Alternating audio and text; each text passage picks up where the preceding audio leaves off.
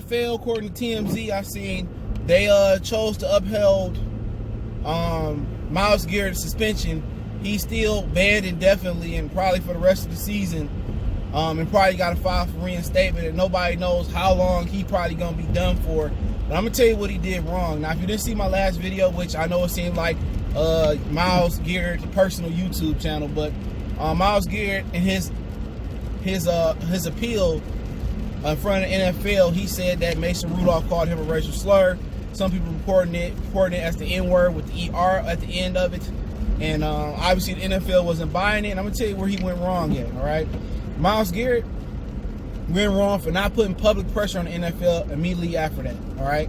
He should have, after the game, he called me the N-word with the ER. I would have said it flat out. They want to ban me for television or suspend me for television. Go ahead and suspend me. He called me the NER word. Now, I don't know any other place of employment that allows a player to use racial slurs, and I know the NFL got some issues with black players like Colin Kaepernick, but none of us should be, subjected to being called racial slurs on the job, okay? Now, let's see if the NFL handled that, and I would have put that type of pressure on them. You're already going to be banned regardless. They're already looking at you as an angry black man that attacked the good, wholesome, great white American quarterback, Mason Rudolph. That's just what it is. He should have came out there and said exactly what Mason Rudolph did. Now, whoever got to him and tell him to play it cool, which is probably his coach, whatever, it is what it is. They always gonna make it seem like the angry black man is the starter, the instigator, and he's just the bad person. All right. Even if Mason Rudolph didn't say that, a $35,000 fine for Mason Rudolph, a guy that tried to rip his helmet off, he just wasn't strong enough. A guy that ran up on Myles Garrett after it was all said and done. It could have been said and done. They could have just played another down, or they could have went to the locker room because it was the end of the game. Okay? Keep that in mind. Hella pothole. Keep that in mind. Okay? They gave him a $35,000 fine for nothing. Now, remember when Ben Wallace pushed Ron Artest? I know the other day was the 15th anniversary of the brawl at the Myles at the Palace, all right? That ain't in Detroit. I'm riding through Detroit right now. That ain't in Detroit. It's technically Dearborn, but I'll be out of Dearborn in a minute. All right? Remember the Myles at the Palace? Ben Wallace pushed Ron Artest. And now, Ben Wallace didn't go in the stands and throw no punches, but off the strength of starting the situation, you know what I'm saying? He got suspended, 10, 12 games or something like that, just for starting it. Mason Rudolph didn't get nothing. NFL, and like I said about Bill Romanowski in my last video, that was a different NFL regime. Paul Tagliabue was a different type of NFL commissioner. He would let the just due process. He let a lot of shit fly, and I'd rather have him back. And Roger Goodell trying to be a hard ass, but y'all need to wake up, man. NFL ain't pro-black at all. Romanowski beat one of his teammates with a helmet. He could no longer play football. He ended up suing Romanowski. And people remember allegedly Roy Raging Romanowski. He beat his teammate with a helmet and didn't get suspended one game. He spit in, J.J. Stokes was his name. I'm glad I remembered it. Another video I didn't remember it. J.J. Stokes, the receiver for the Steelers, he spit in his face and didn't get suspended one game.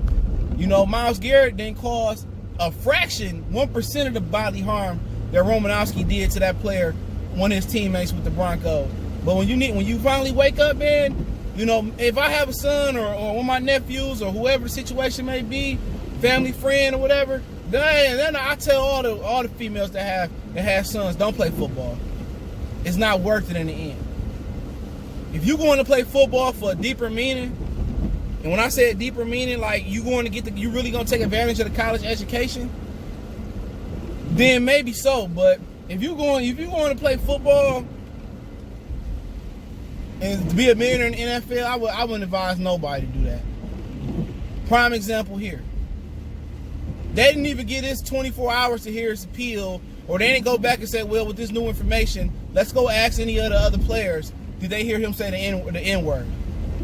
All right, did anybody hear it on the field? They didn't do. They just swept it under the rug. Had that been a white boy, and had he said, hey, man, you whatever racial slur that pissed them off, I guarantee you and if it was reversed around, they would have went back and they would have suspended Myles Garrett for saying that, man. NFL ain't nothing, dude. You know, I gave up watching ESPN and First Take and Undisputed, all that, bro. I don't watch none of that no more. I'm watching like, Tom Business and Fly Nubian and Dr. Boyce Watkins channel. I'm watching more stuff of that nature, Michi X and stuff of that. I'm watching more of their stuff because it's the realer thing. ESPN just got too many. They can't speak how they want to speak. And I watch the NBA game and if it's on, a lot of times I turn the commentary off, man. I don't be wanting to hear that. I don't be wanting to hear it, dog. But hey, man, let me know what y'all think about them upholding Myles Garrett's suspension. I think they did the thing. I don't know. They did it yesterday. Sorry. So they did have an opportunity to talk to players and stuff if they did. But it is what it is, man.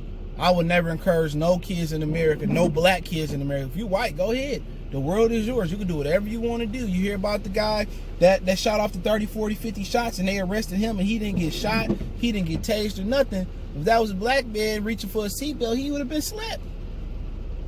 You know, it's crazy, man. Let me get off here, man. Hit the subscribe button, bell icon button, share the video. Want to make a donation? Links in the description. Best way to donate, share the video. They pulling somebody over right here at the gas station. Joy Road and Evergreen.